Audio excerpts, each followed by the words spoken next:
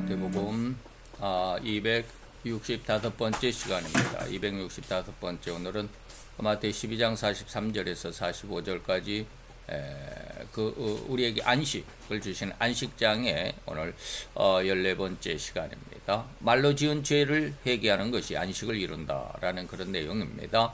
우리 본문 마태 12장 43절에서 45절까지 우리 같이 봉독합니다.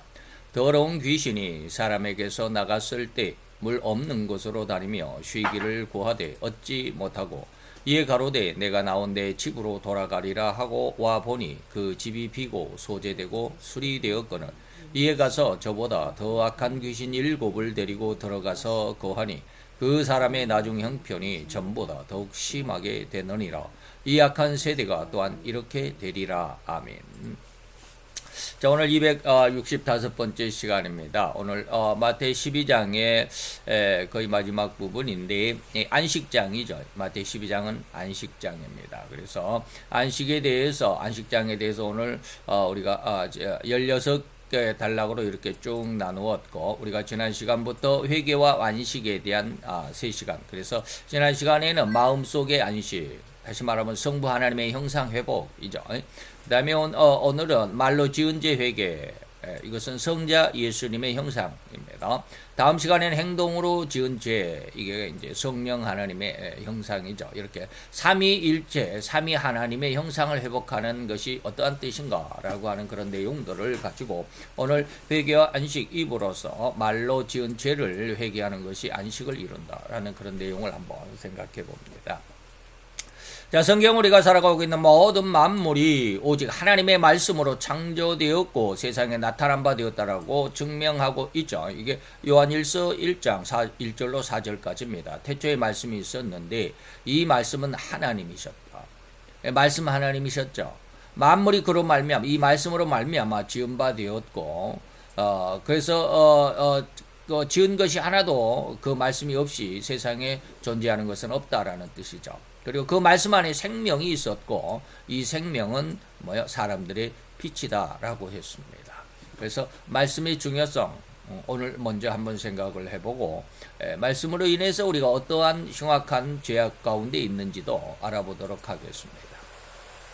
곧 하나님의 말씀은 역사이다. 일이 이루어진다 이 말입니다. 역사다. 역사가 되고 창조가 되었다라는 내용을 오늘 요한복음 1장 1절로 4절까지 잘 이해할 수 있어야 합니다. 바로 그런 생명을 창조한 근원인 말씀의 그 형상을 말씀의 그런 형상, 어떠한 형상? 말이 곧 역사고 말이 곧 창조라고 하는 이 창조의 근원의 그리고 창조의 능력인 이 말씀의 형상을 우리 인간을 만드실 때 성자 예수님이 우리 인간에게 말의 형상으로 주셨습니다. 바로 말씀의 본체 그 형상으로 주셨다 이 말입니다. 그래서 비록 인간은 완전하지는 않지만 그러나 인간의 말에도 어느 정도의 창조의 능력이 내재되어 있다는 것을 이해해야만 하고 믿을 수 있어야만 한다라고 이런 상황에서도 강력하게 강조해드리고 싶습니다. 그래서 말이 곧 씨가 된다. 이런 말도 우리가 잘 알죠. 때로는 조금 다른 말이지만 마음속에 있는 것이지만 꿈은 이루어진다라는 말도 우리가 너무나도 잘 알고 있습니다. 자, 이런 상황에서 보면 말이 얼마나 중요한지, 그래서 사람은 그 말로 생명을 살리기도 하고 또 그 말로 사람의 생명을 죽이기도 한다라는 이러한 사실을 우리는 철저하게 이 시간의 설교 내용으로 깨달을 수 있기를 더 간절하게 축원해 드립니다. 온통 죄인된 인간의 삶, 죄인의 삶, 이 말이죠. 그 죄인의 삶 자체가 오로지 상대를 죽이는 삶이라는 사실을 부인할 수가 없습니다. 우리의 말 한마디가 남을 비난하고, 욕하고, 윽박지르고, 화내고, 이런 것들. 그래서, 성경에도 늘 사도 바울도 그렇게 합니다. 우리 성도들은 다툼을 금하라. 말에 이렇게 서로의 의견은 다툼을 분란을 일으킨다라고 하는 것이죠. 그래서 예수님도 야고보를 통해서 성내는 것이 하나님의 뜻을 이루지 못한다라고 이렇게 말합니다. 그래서 인간은 오로지 상대를 죽이는 삶, 상대를 살리는 삶을 살아가는 사람 거의 없습니다. 정말 찾아보기 힘듭니다. 더욱 모든 사람은 이를 더욱 확실하고 철저하게 깨달아야만 하고 느낄 수 있는 삶이 되어야만 한다라고 저는 강력하게 주장해 드리고 싶습니다. 인간의 말이 얼마나 흉악한지를 좀 깨달을 수 있어야 된다. 저도 여기에 대해서 무지하게 고민이 많은 사람 중에 한 사람입니다. 즉, 온통 죽이는 말잔치에 인간의 삶 중에서 한 가지 예를 한번 들어봅시다. 사람을 죽이는 말. 이것이 어떤 것이냐. 성경 안에서 바로 하나님께서 가장 합당하게 여기셨고 가장 기뻐했던 종이라고 한다면 다윗을 예로 들을 수 있습니다. 내 마음에 합한 자가 바로 다윗이다라고 했고 내 모든 하고자 하는 뜻을 다윗을 통해서 이룰 거야 라고 했던 바로 그 다윗입니다. 그런데 이 다윗이 그처럼 그의 말 한마디로 사람을 죽이는 살인병기였다라는 것을 우리는 생각해 볼 수 있습니다. 다윗조차 하나님께서 합당하게 하나님께서 기뻐했던 종 다윗이었지만 그의 말은 살인병기였다라는 것이죠.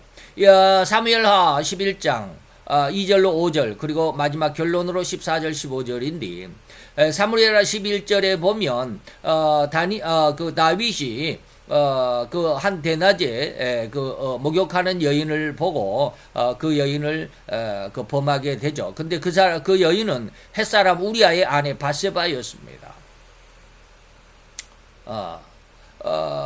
그런데 이 여인을 범함으로 인해서 여인이 잉태하게 되죠. 잉태하게 돼서 다윗이 남의 아내를 남의 아내에게 임신을 시켰으니까 굉장히 곤혹스러웠죠. 이것을 감추기 위해서 하는 이 모든 언행이 바로 살인병기다라는 것입니다. 그래서 사무엘하 11장 이제 그 뒤로 가서 14, 5절에 보니까 아침이 되면 다윗이 편지를 써서 우리아의 아내였는데 우리아에게 편지를 써서 보냅니다.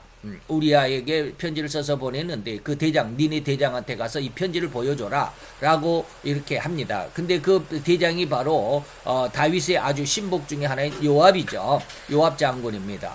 그래서 그 편지의 내용을 이렇게 쭉 한번 들여다보니까 너희가 우리아를 다시 말하면 바세바의 남편을 맹렬한 싸움 맨 앞에 두고 너희는 뒤로 물러가라. 그리고 저 혼자 남아있게 딱 앞에 세워놓고, 그리고 저로, 그 적군의 화살에, 적군의 칼에 맞아 죽게 해라. 라고 이렇게 편지를 써서 요압 장군에게 보냅니다. 다윗은 자기의 실수, 곧 우리아의 아내를 보면서 임신시켰던 이 자기의 실수, 자기의 죄, 이것을 덮고 없는 듯이 행하려고 바세바의 남편이자 자기의 수하 장군 우리아를 전쟁의 맨 앞장 세워서 공격해 하다가 적의 활이나 혹은 칼에 죽도록 하라는 이 명령을 자기 신복 요압 장군에게 내리는 것입니다. 이러한 일이 바로 말이 살인이 되는 병기입니다. 또 아방의 왕비였던 또 하나의 예는 이세벨이라고 하는 왕비가 있습니다. 이세벨이 보니까 남편 아방이 어느 날 굉장히 고민에 쌓여 있었습니다. 이러한 아방의 고민을 해결하는 과정에서 아방이 가장 갖고 싶은 성 밖에 요지가 있는데 거기는 나봇이라고 하는 사람의 포도 과수원이 있었습니다. 이 포도 과수원은 조상 대대로 물려받은 땅이기 때문에 아하방에게 팔 수가 없다라고 하니까 이를 이제 아하방이 굉장히 고민하게 되죠. 너무 좋은 땅, 자기가 갖고 싶은 그런 요지인데 안 판다고 그러니까 어떻게 그러나 하고 이제 굉장히 고민하게 되죠. 이것을 해결하는 방안을 제시한 이세벨이라고 하는 이 아방의 왕비죠. 그녀는 나봇의 신앙을 이용해서 처형하는 괴계를 짰습니다. 그 괴계로 인해서 나봇이 죽자 임자없는 땅이 되어버리고 왕비 이세벨은 남편 아합에게 이 나봇의 포도원을 선물로 주었습니다. 바로 이러한 과정이 온통 말로 살인하는 과정이었다라고 할 수 있겠습니다. 열왕기상 21장에 바로 그런 내용이 있습니다. 1절로 4절까지는 그 내용이 전개의 조건이고 8절로 10절까지는 이제 결과입니다. 자, 아하방이 나봇에게 나봇이 이스라엘에 포도원이 있어 사마리아 왕 아합의 왕궁에서 가까운데 아합이 이 나봇에게 너의 포도원을 내 궁 가까이에 있으니까 나로 주어서 내가 내 밭을 삼게 하라라고 그랬습니다. 내가 그 대신 그보다 더 아름다운 포도원을 너에게 줄 것이고 만일 합의하면 그 값을 돈으로 현금으로도 줄게 라고 했습니다. 그런데 나봇은 내 열조의 유업을 왕에게 판매하는 것은 여호와 하나님께서 우리에게 주신 본래 본토인데 이거는 매매를 금지되어 있습니다 라고 이렇게 말하니까 이 아합이 근심하여 답답하여 궁으로 돌아와서 침상에 누워 얼굴을 돌이키고 식사를 금하기까지 이렇게 엄청 욕망을 가지고 있었죠. 그래서 8절로 10절에 넘어가 보니까 아합 왕의 이러한 고민을 이세벨이 듣고 이제 계획을 짭니다. 아주 흉악한 계획을 짜죠. 그래서 아합 왕의 이름으로 편지를 써서 봉인을 하고 인을 쳐가지고 그 성에서 나봇과 함께 사는 장로와 귀인들에게 보냅니다. 아주 높은 장로들에게 보내죠. 아주 흉악한 일들이 너무너무 많습니다. 세상을 살아가는데 우리가 그냥 이런 흉악한 이면 그 내면을 모르고 그냥 살아가니까 다 속고 살아가는 것이죠. 세상은 몇몇 사람에 의해서 몇몇 사람의 그 흉악한 괴계에 의해서 이리저리 조리돌리게 되죠. 조리돌림을 당하고 있는데 일반 백성들은 그걸 몰라요. 그냥 되는 대로 살아요. 일반 백성들은 그런데 관심이 없어요. 그저 내 한 목숨 그리고 내 가족 먹고 사는 것에 좀 끼어들지 말라. 힘들게 하지 말라. 나에게 관여하지 말라. 그런 삶일 뿐이에요. 관심이 없어요. 그런데 일부 몇 사람들은 자기들의 욕망을 위해서 그렇게 너무나 착하기만 하고 그저 평안하게 살기만을 원하는 백성들을 이리저리 조리돌림하고 자기의 욕망의 대상으로 삼을 뿐입니다. 더군다나 이제 우리가 이제 마태 지금 12장인데 14장에 가서 헤롯 왕에 대해서 그리고 그 주변 인물 헤롯 왕의 생일잔치에서 그 주변 인물들에 대해서도 여러분들에게 말씀을 드리겠지만 여기에 보면 장로와 귀인들이 있습니다. 아주 쉽게 말하면 백성들의 어떻게 보면 지도급 인사들이죠. 이런 사람들이 그 흉악한 괴계에 동참하게 된다라는 거예요. 그리고 백성들을 아주 흉악하게 이리저리 조리돌리고 있다 이런 뜻입니다.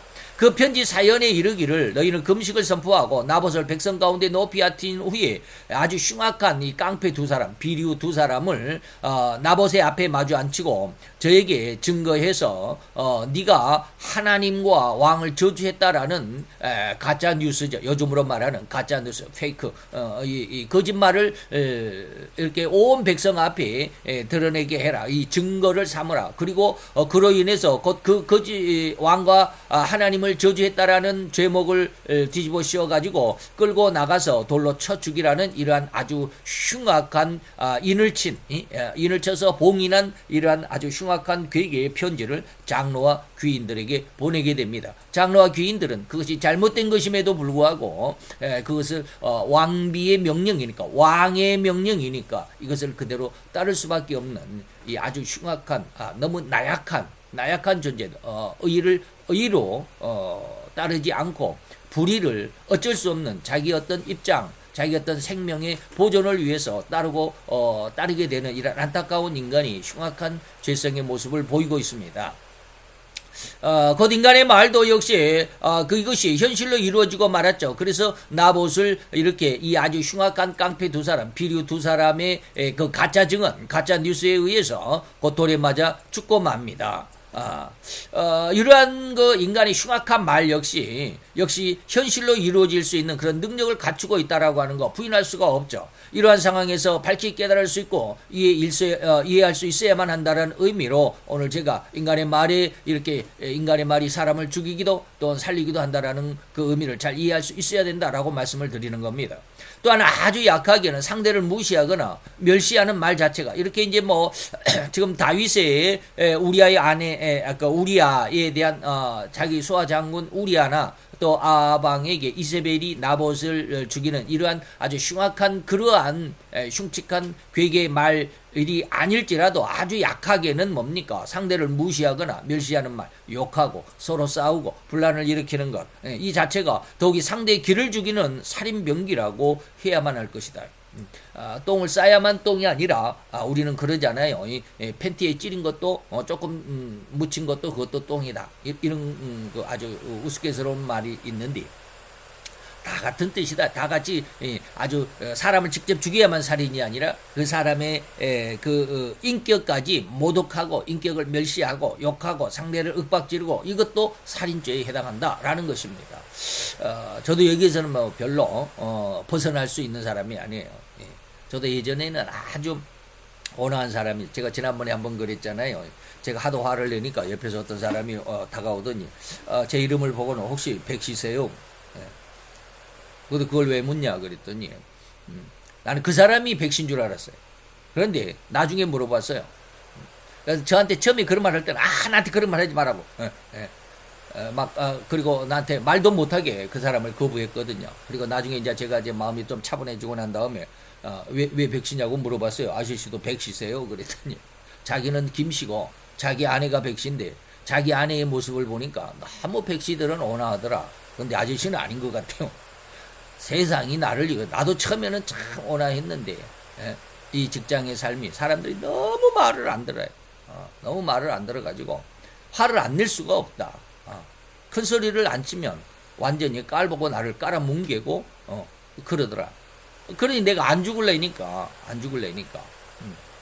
그리고 상대의 잘못을 내가 제지해야만 하니까. 그래서 처음에 저를 이곳으로 끌어들인 그 팀장이 처음에 저한테도 그랬어요. 처음에 할 때 이곳은 너무 건설 현장은 너무 사람들이 아주 흉악하고 드세가지고 아주 마음이 온화하고 착한 심성을 가지고는 절대 일 못한다. 근데 왜 나를 선택했냐면 제가 언젠가 한번 아주 예전에 그런 어떤 사람하고 싸울 때 일주일을 싸웠다라고 그런 말을 한번 한 적이 있습니다. 일주일을 싸우는 것을 보고 대장이 야, 저 사람 대단한 사람이다 해가지고 당신 같은 어떤 그런 전라도 말로 당신 같은 꼬라지가 있으면 충분히 견뎌낼 수 있다 해가지고 나를 그리 뭐라 그러니까 스카웃은 아니고 좌우전 데리고 갔는데 지금 생각하면 너무 하나님 앞에 제가 요즘 그러잖아요. 야고보서를 계속 지금 들으면서 하나님 앞에 늘 들을 때마다 회개해요. 근데 안 되기는 하지만 정말 힘들어요. 이런 살인병기 상대를 아주 무시하고 멸시하고 상대를 억압하는 이 말 자체, 큰 소리로 상대를 길을 제압하려고 하는 이런 것이, 그래서 상대의 길을 죽이려고 하는 이러한 언행조차도 살인병기라고 하는 것을 알아야 됩니다. 저도 여기에서는 결코 벗어날 수 없는 한 죄인에 불과하지만 그러나 늘 그런 것을 하고도 모르는 것보다 하나님 앞에 늘 참지 안 된 이 세상을 이기는, 이 죄악을 이기는 그런 은혜를 달라고 요즘에 그 야고보서를 제가 야고보서를 들으면서 공부하면서 은혜를 얻으면서 제 기도의 방향이 바뀌었습니다. 근데 사람의 이 신자의 마음이 이렇게 변해가, 그것을 위해서 마음이 이렇게 쉽게 말하면 관심이 가지는 거예요. 그쪽으로. 옛날에는 쉽게 말하면 처녀 총각 때는 여자가 저 남자가 내 옆에 있어도 관심도 안 가질 때가 있잖아요. 그런데 어느 순간 어떤 한 여자에게, 어느 순간 어떤 한 남자에게 관심이 가질 때가, 수많은 남자 중에, 수많은 여자 중에 관심이 갈 때가 있잖아요. 이런 것처럼 신자의 마음도 무엇에 대해서 기도하고자 할 때 거기에 관심이 쓰여져야 그게 기도해요. 그래서 제가 예전에 영성에 대해서 알아갈 때 하나님 앞에 날 막 죄를 지적할 때 뭐 한 달 반 정도인가요? 그건 한 40일 정도를 그냥 하나님이 새벽 기도에 앉기만 하면 하나님이 매일 그냥 1시간 반씩 기도했을 때인데 90분 하루 그 기도하는 90분 동안 계속 죄를 지적합니다. 이건 뭐 죄가 왜 그렇게 많은지, 이것도 죄고 저것도 죄고 내가 정말 하나님 앞에 선하다고 잘했다라고 이렇게 막 자랑하고 기도하고 기뻐했던 이 모든 것까지 다 죄가 왜 죄인지까지 하나님이 다 알려주시는 거예요. 그때 제가 한번 그런 말씀을 드렸습니다. 그렇게 하나님 앞에 죄를 지적을 받으면서도 회개할 수 있는, 회개하고자 하는 마음이 안 생기더라. 회개를 해야 돼. 그렇게 죄를 지적하면, 죄를 알았으면 이걸 회개해야 되는데 회개하는 마음이 안 생겨요. 그런데 어느 순간 이것이 마음이 생겨요. 이걸 회개해야 된다라는 마음이 생겨요. 그러면 그런 마음이 회개하는 기도로, 계속 회개하는 기도로 갑니다. 근데 그게 이제 나중에 제가 좀 거기에 대해서 책을 좀 써보려고 하는데 그게 하루 이틀 뭐 한두 번 기도해 갖고 되는 게 아니에요. 그런데 지금 하는 것도 제가 하나님의 창세원에 대한 하나님의 그 약속 비전 이것을 위해서는 기도를 했지 세상을 이기고자 하는 그런 지금 이런 것이죠. 세상을 이기고자 하는 다시 말하면 성부의 형상을 회복하고 성자의 형상을 회복하고 성령의 형상을 회복하고자 하는 그러한 간절함은 그냥 뇌리 속에 있어요. 정신 속에만 이걸 위해서 기도를 해야 되는데 라는 마음은 있지만 기도가 안 돼. 거기에 대해서는 기도가 안 되고 창세원의 비전에 대해서만 기도를 해요. 그래서 창세원의 비전에 대해서 제가 지금 한 2년 정도 됐죠. 그런데 요즘에 야고보서를 공부를 하면서 그게 기도가 되어져요. 이제 그게 기도가 돼요. 다시 말하면 세상을 이겨야 되겠다라는 거예요.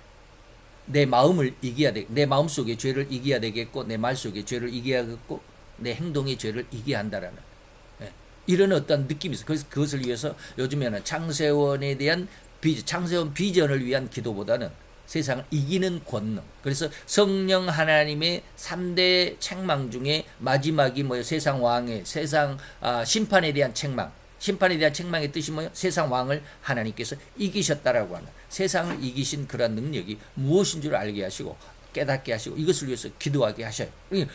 이 하나님이 기도하는 어떤 측면, 어떤 기도하는 그것을 이끌어 가시지 않나라는 그런 생각을 요즘에 많이 합니다. 그래서 기도가 많이 바뀌었어요. 이런 것처럼 오늘 우리들에게 인간들에게 아주 약하게나마 상대를 무시하거나 멸시하는 그 말 자체, 또 상대를 기를 죽이려고 하는 그런 어떤 윽박 지르는 이러한 말 자체, 이런 어떤 마음, 감정, 폭발 이런 것들조차도 살인이다 이 말이에요. 살인병기다라고 해야만 할 것이고 더 나아가서는 내 주장을 상대에게 강압하려고 하는 것이죠. 물론 잘못된 주장을 고집하는 것을 의미하는 것은 절대 아닙니다. 내가 잘못됐는데 이것을 상대방에게 막 강압을 하고 너 왜 이걸 안 하느냐. 요즘에 민땡당에 그 7인인지 철험인지 하는 7명의 그 아주 흉악한 사람들이 있습니다. 말도 안 되죠. 근데 그 사람들은 그게 최고라고 생각을 해요. 그래서 어저께 인터넷에 짤막한 그 동영상 중에 목사님이세요. 목사님 광주에 계시는 목사님이신데 빨간 옷을 입고 나와가지고 빨간 조끼를 입고 나와가지고 거기 미국 국기, 한국 국기를 이렇게 또 왜 미국 국기를 거기다가 그 미국 국기를 꼭 그리는지 몰라요. 그리고는 내 고향 광주가 너무 공산화되고 있다. 이런 내용으로 쭉 한번 전도 요즘으로 말하는 버스킹 그런 거 있잖아요. 여기저기 막 전도 다니면서 외치는 이러한 사람들 있잖아요. 음악만 그러는 것이 아니라 노래만 그렇게 버스킹하는 것이 아니라 이런 목사님도 더 계시더라고요. 그래서 거기에 대해서 참 저도 많이 동감을 하는데 내 고향 전라도가 요즘 너무 흉측해요. 이제 민땡당의 민땡배라고 하는 이러한 사람 광주 출신 의원이에요. 그거는 투표 받아서 국회의원이 된 사람들이 아니에요. 운이 좋아서 된 사람들이에요. 비례대표인지 뭔지 해가지고 그런 사람들이 그 말을 가만히 말을 들어보면 정말 가관이야. 자기의 잘못된 주장, 완전히 빨갱이들의 그런 주장을 하면서도 정부를 공격하고 이러는데 자기의 그런 잘못된 주장이 잘못된 줄을 몰라요. 근데 그런 주장을 제가 지금 나의 주장이라고 이렇게 말씀드리는 거 아니에요. 절대로 정당하고 가장 올바른 주장이 상대의 주장에 막히는 이런 상황이라고 한다면 절대로 양보하는 식이나 포기하는 식의 이런 후퇴가 있을 수 없다. 우리가 다니엘서를 공부하다 보면 제 스승 목사님에게 처음 교훈을 받는 것이 뭐냐면 다니엘이 무엇을 바벨론에 양보를 했고 무엇을 양보하지 않았는가를 잘 한번 들여다볼 필요가 있다라는 거예요. 다니엘과 그 세 친구들 있잖아요. 사드락 메삭과 아벳느고. 다니엘과 세 친구들이 무엇을 양보를 했느냐면 창시계명을 양보를 했어요. 창시계명.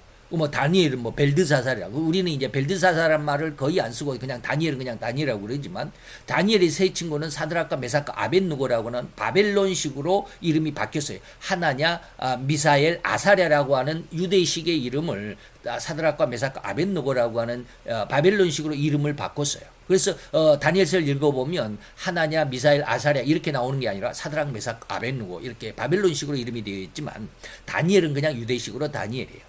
자, 그러면 이것이 사드락과 메삭, 아벳느고라면 이게 창시계명이죠. 이름이 바뀌었잖아요. 옛날 우리나라가 일제 치하에 있을 때 창시계명, 일본 이름으로 바꿔라라고 이렇게 말을 그런 창시계명에 있었죠. 근데 다니엘서에 보면 이러한 창시계명에 대해서는 절대로 거부하지 않았습니다. 그냥 하나냐, 사드락, 메삭, 아벳느고, 유대식 이름을 쓰나, 바벨론식 이름을 쓰나, 그냥 그 이름을 바꿔준 대로 그냥 썼어요. 근데 그들이 절대로 받아들일 수 없는, 거부해야만 하고 거부할 수밖에 없는 것이 뭐였냐면, 느부갓네살 왕의 진미와 포도주를 먹는 것을 받아들일 수가 없었어요. 왜 그랬을까? 이건 우상의 음식이기 때문에 그래요. 다시 말하면 하나님의 진리, 하나님의 명령과 하나님의 진리가 어긋나는 것에 대해서는 절대로 목숨을 걸고 사수를 했지만, 그 외에 일반적인 것, 우리 인간의 삶 속에 창식의 명이라든지 단발령이라든지 이런 것에 대해서는 결코 거기에 대해서 반대 집회를 열고 그러질 않았어요. 다시 말하면 우리가 나의 절대 정당하고 올바른 주장이 상대 주장에 막히는 이런 상황이라면, 이것이 진리적인 것이 하나님의 여호와를 섬기는 일에 대한 것이라면 우리는 양보하는, 포기하는 이런 후퇴가 되어서는 안 됩니다. 목숨을 걸고 자기 주장을 고수할 수 있어야만 합니다. 그런데 앞에서 말씀드렸던 이세벨이 그 주변에 있었던 사람들, 특히 그 나봇의 동네에 있었던 장로와 귀인들, 자기 주장, 올바른 주장을 하지 못했잖아요. 왕의 권위가 너무나도 강력하기 때문에 그들이 이렇게 해가지고 비류 두 사람, 이 깡패 두 사람, 아주 흉악한 깡패 두 사람, 제일 악명 높다라고 하는 이런 사람 두 사람을 선택해가지고 나봇을 공격하게 해라, 가짜 뉴스를 퍼뜨려라, 하나님과 왕을 저주했다라는 가짜 뉴스를 퍼뜨려라. 그로 인해서 저를 돌로 쳐 죽이는 이러한 일들이 생긴다. 이것이 우리 인간들의 목구멍이 포도청이에요. 먹고 살아야 되니까. 이런 뜻이에요. 자, 옹고집처럼 내세우는 것도 역시 상대의 길을 죽이는 절대적인 살인행위라고 할 수도 있을 것입니다. 그래서 화를 안 내는 게 좋죠. 그래서 요즘 들어 이제 그런 거 제가 이제 방금 아까 말씀드렸던 이런 것에 대해서 이기는 그런 것을 쭉 많이 기도한다라고 이렇게 말씀을 드렸는데요. 선으로 악을 이기라는 말씀을 하나님이 많이 생각하게 계세요. 근데 지금 저는 그 말씀이 지금 저에게 오고 계속해서 은혜를 주시지만 이걸 이겨낼 수가 없어요. 순간 인간의 어떤 죄성을, 순간에 욱하는 이런 성질을 제어할 수가 없어요. 이걸 사도 바울도 그랬잖아요. 내 속에 의의 법과 죄의 법. 항상 싸우지만 싸우는 그 순간순간마다 선의 의의 법이 좀 이겨봤으면 좋겠어요. 근데 이겨본 적이 없어요. 이게 죄성이에요.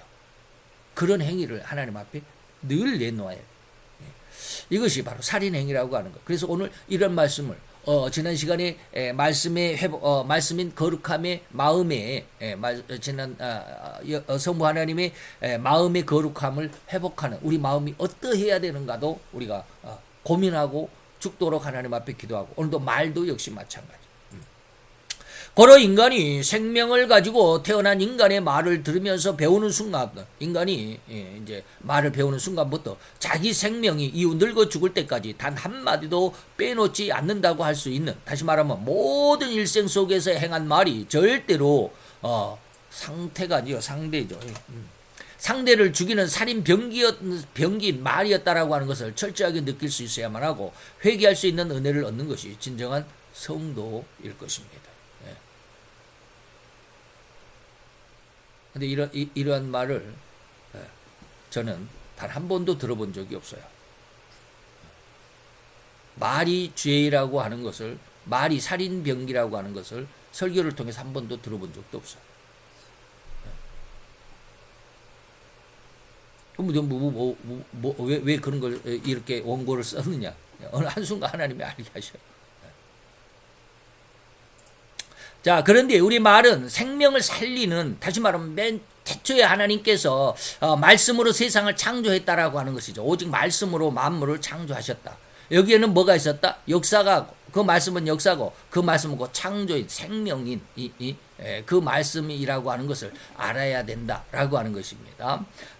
그래서 그 생명을 살리고 새로운 무엇인가를 새 창조하는 능력의 말이 되어야 되는데, 오히려 이것이 인간에게 주신 하나님, 성부 하나님 인간을 만드실 때 성부 하나님이 말씀의 형상으로 인간에게 주신 그 능력이라고 하는 것을, 이거를 깨닫고 그런 말이, 그래서 상대방을 말을 세워주고. 그래서 저희 스승 목사님은 그 야고보서에서 이런 말씀을 하세요.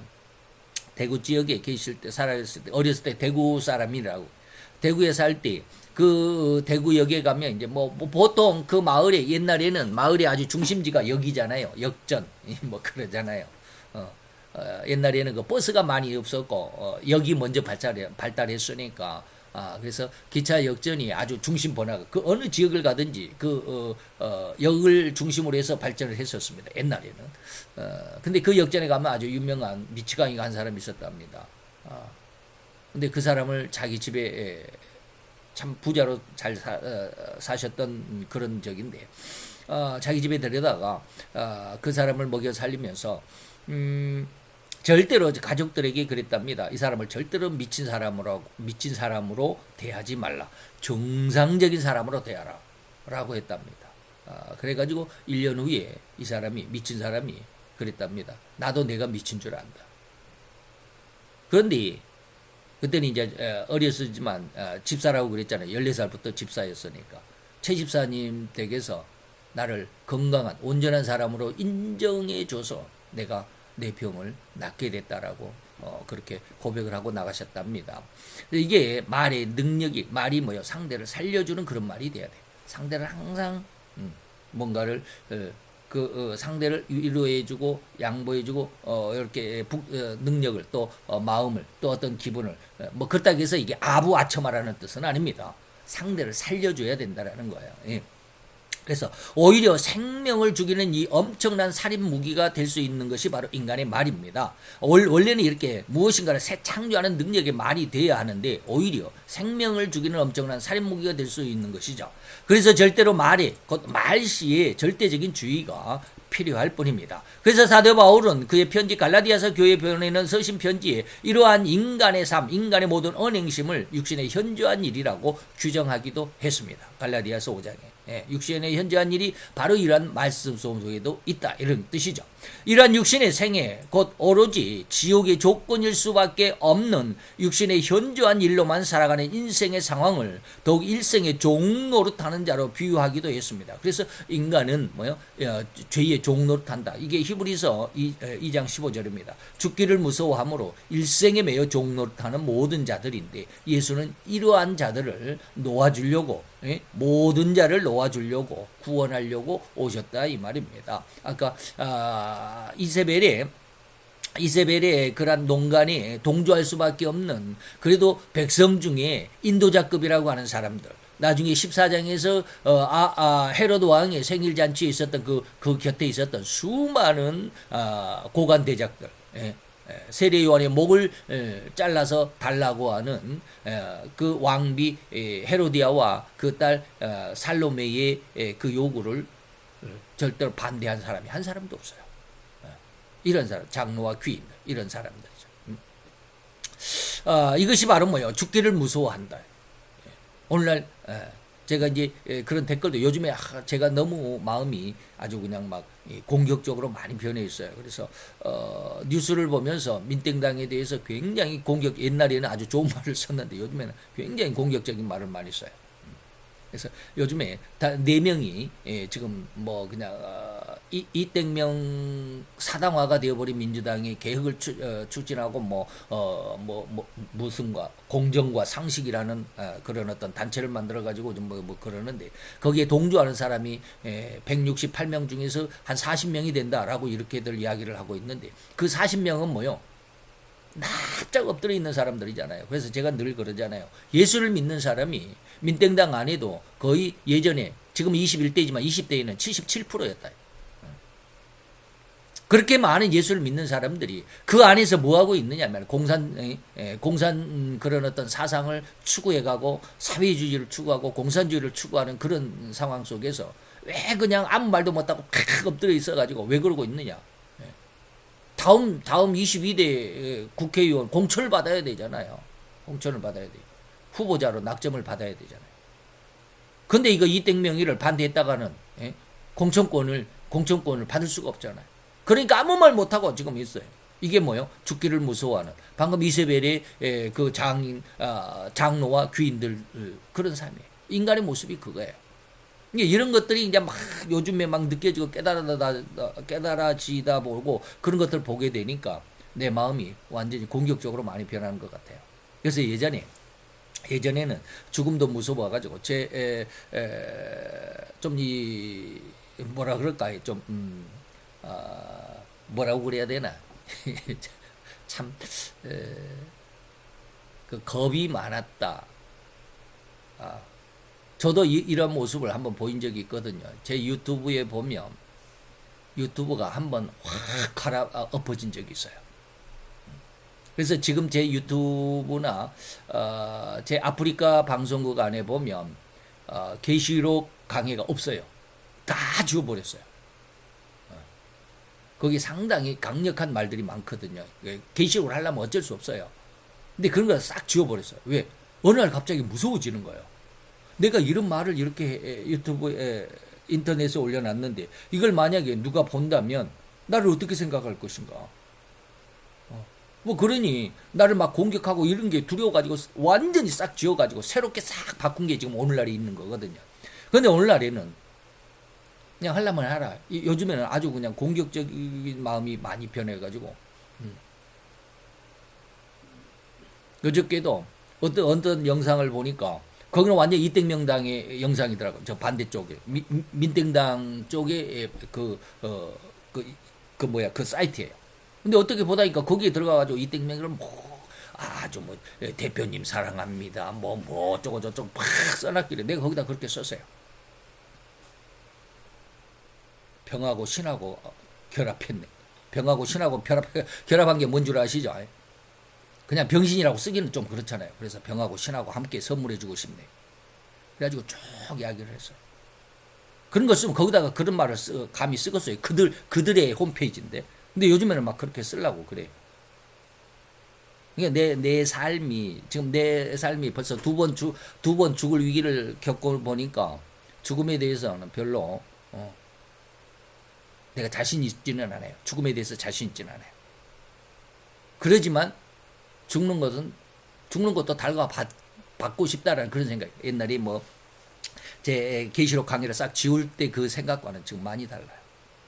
죽기를 무서워한다라는 것에서 조금은 일어나요. 완전히 일어난 것은 아니지만. 이렇듯 오로지 죄악이 아니면 인간은 살아갈 수가 없는 그런 인간의 모습입니다. 그런 삶, 그런 생애에서 입으로 내뱉는 모든 말 한마디조차가 죄가 아닌 것이 없을 정도가 인간의 모습입니다. 왜요? 죽기를 두려워함으로, 무서워함으로 일생의 그 죄에 매여서 종노릇하는 모든 자들입니다. 인간의 모습은. 그렇기 때문에 인간의 생애에서 입으로 내뱉는 엄마 뱃속에서 태어나가지고 말을 배우는 그 순간부터 배우는 그 자체가 죄를 배우는 거예요. 그런 거 여러분은 이해하십니까? 아무리 내가 믿음으로 내 손자를 내 아들 때에서는 못하니까 몰랐으니까 그때는 내 손자가 나면 이제 이렇게 가르쳐줘야지 하는 아무리 선한 마음으로 아무리 신앙적인 모습으로 교육을 해준다 할지라도 그게 다 죄라는 것을 느낄 수 있어야 돼요. 근데 사람들은 그거 몰라요. 그게 죄인지 몰라요. 신앙으로 가르친다고 생각해요. 근데 그게 죄인이라는 거예요. 인생에서 입으로 내뱉는 모든 말 한마디가 다 죄가 아닌 것이 없을 정도로 흉악한 삶이 인간의 삶이에요. 그래서 내가 무슨 무익한 말을 하든지 그것이 심판의 기준이 되고 하나님은 네가 홀이라도 그것이 남김없이 다 그 모든 죄악을 갚기 전에는 결단코 그 죄악의 길에서 지옥의 형벌에서 나올 수 없을 거예요. 라고 말씀하십니다. 이 흉악한 인생의 모습에서 벗어날 수 있는 그 어떤 존재가 있을 수 있겠냐 이 말이에요. 결코 세상에는 없습니다. 절대로. 그렇다고 한다면 이제 지금까지 성자 예수님의 본체 곧 본래의 정체가 예수님은 생명이었다. 말씀이었는데 그 말씀은 생명이다라고 그랬잖아요. 창조의 능력이다. 생명의 능력이고 창조의 능력이다. 두 가지입니다. 창조의 능력이다. 생명이다. 이런 말씀임을 알고 그런 형상에서 지음을 그런 형상으로 지음을 받은 인간이 그 생명이고 창조의 능력인 형상을 잃어버린 후의 삶이 어떠한 상황이라고 하는 것 지금까지 말씀을 드렸습니다. 그런 상태가 어떠한 것인지를 지금 명확하게 말씀을 설명해 드렸습니다. 그래서 하나님은 이런 인간의 안타까운 이러한 생태, 이렇듯 창조의 능력이고 생명의 능력을 잃어버린 인간의 결말은 영원한 죽음일 수밖에 없고 영원한 불의 형벌인 지옥의 형벌로 마감될 그 상황, 그 처지를 뒤바꿔 주시고자 하셨다라는 분이 바로 하나님이라는 사실을 좀 알라라는 겁니다. 즉 영원한 지옥의 형벌에서 구원하여 영원한 생명의 삶인 천국의 삶으로 바꿔주시고자 하셨다라는 게 바로 성부 하나님, 성자 예수님, 성령 하나님의 삼위 사역입니다. 즉 달리 말하면 영원한 죽음의 시인 죄악의 말만을 일삼는 그런 인간이 이런 흉악한 죄악의 말, 죄의 종으로만 살아왔던 삶을 회개함으로 오히려 이제 원래의 의미, 곧 상대의 생명을 살리며 생명으로 이끌어갈 수 있는 새로운 새 창조의 능력을 회복하게 하시고자 하셨다라는 의미가 오늘 이 말씀 속에 들어 있습니다. 그래서 이러한 영원한 징벌의 징표인 말로 지은 죄에서 정결함을 얻은 하나님의 은혜로 인한 종들, 그 성도들은 이제 그 말시부터 상대의 마음에 가득 찬 상처를 치유할 수 있는 생명의 능력이 있는 말씀이고 온통 이러한 청결함으로 잃어버린 온 세상의 모든 사람에게 생명의 빛이 되어 참 자유로움의 빛을 줄 수 있는 존재가 된다라는 거예요. 그런데 저는 지금 이걸 이론으로 말씀드리고 있잖아요. 네, 뭐 제가 확실히 아직 여기까지는 성장하지 않았다 할지라도 근데 수많은 사람이 이러한 내용을 모르고 있어요. 마태오 5장 14절로 16절입니다. 너희의 빛을 무슨 빛을? 너희의 말과 마음과 행위의 빛을 모든 사람 앞에 비추게 해서 그 빛을 받은 사람들로 하여금 너희의 착한 행실은 뭐예요? 우리 언행심을 보고 하늘에 계신 하나님 앞에 영광을 돌리게 하라. 그래서 영성인이라고 제가 말씀드리는 그 영성인이 되면 어떨까요? 그 사람은 절대 화를 내지 않습니다. 화가 있을 수가 없어요. 그 사람의 말을 들으면 그냥 마음이 평안해질 겁니다. 그 사람은 자기 주장을 내세우기 위해 저같이 그냥 막 언성을 높이고 상대에게 그냥 막 나이도 쥐꼬리만큼 먹었고 너는 니네 집에 형도 없냐 막 그런. 참 세상에 옛날에 많이 그랬죠. 그렇게 상대방을 윽박지르거나 상대방을 내 말의 힘으로 굴복시키려고 하는 그런 마음 자체가 없습니다. 그냥 상대방을 이해해주고 용서해주는 마음뿐입니다.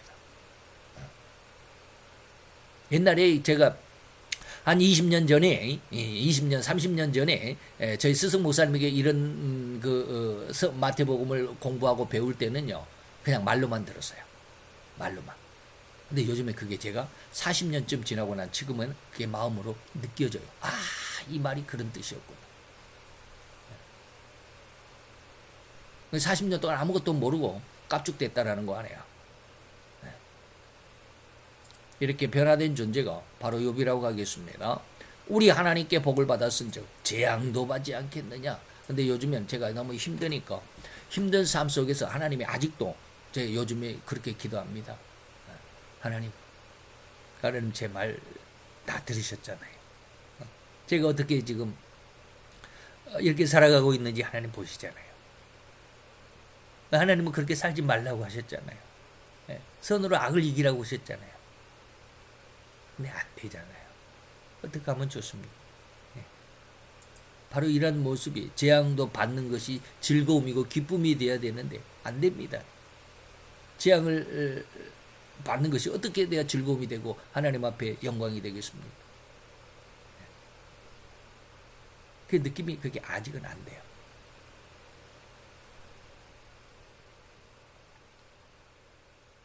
저의 그 직장 안에 어떤 여자분이 계셔. 예전에 한번 말씀드렸는지 모르겠어요. 남편이 있고 아들만 둘이 있어요.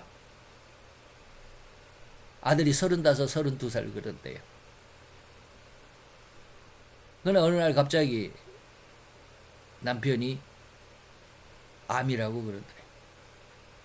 그래서 일도 못하고 있어요. 그런데 큰아들이 군대 가가지고 사고를 당해가지고 완전히 누워있는 식물인간이 돼서 돌아왔어요.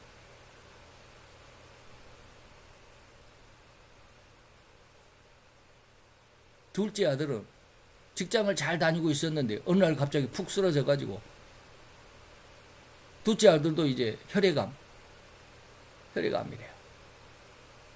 어떻게 나 그 아줌마만 보면 그냥 그 아줌마 옆에 지나가는데 가만히 뒤를 보면 마음속으로 눈물이 안 흐를 수가 없어.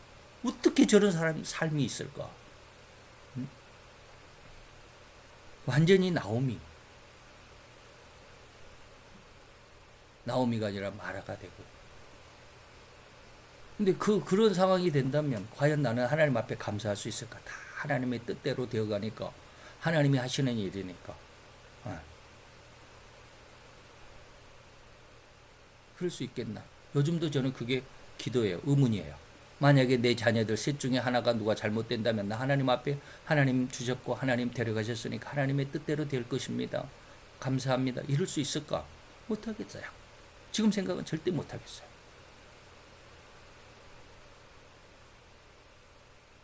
근데 하나님의 형상을 회복한 사람은 그게 된다라는 거예요. 네. 내가 하나님께 복을 받았은즉 재앙도 받는 것도 하나님의 뜻이니 당연한 거 아니야. 그래서 이 모든 욥의 그 고난 속에 입술로 하나님 앞에 범죄하지 않았더라. 동방에서 제일 갑부라고 자타가 인정했던 욥이라고 하는 한 사람. 그러나 그에게 닥친 재난은 너무나도 가혹하다고 아니할 수 없었습니다.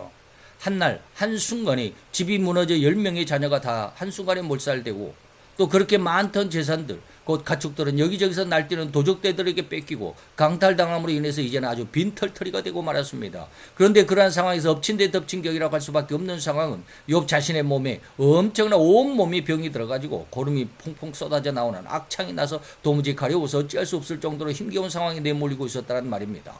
바로 그런 상황에 더한 것은 아내마저도 견디다 못해 남편 욥의 흉악한 처지를 보고 울분을 터뜨리고 만 것입니다.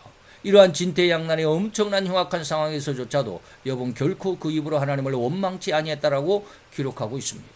이게 진짜 신앙이에요. 근데 이게 보통 인간으로서는 그냥 일반적인 인간으로서는 죄를 용서받지 못한 인간으로서는 절대 안 됩니다. 아무리 은혜를 받았고 뭐 하나님의 천국을 몇 번씩 왔다 갔다 했다 하는 그런 어떤 최고의 목회자를 할지라도 안 돼요.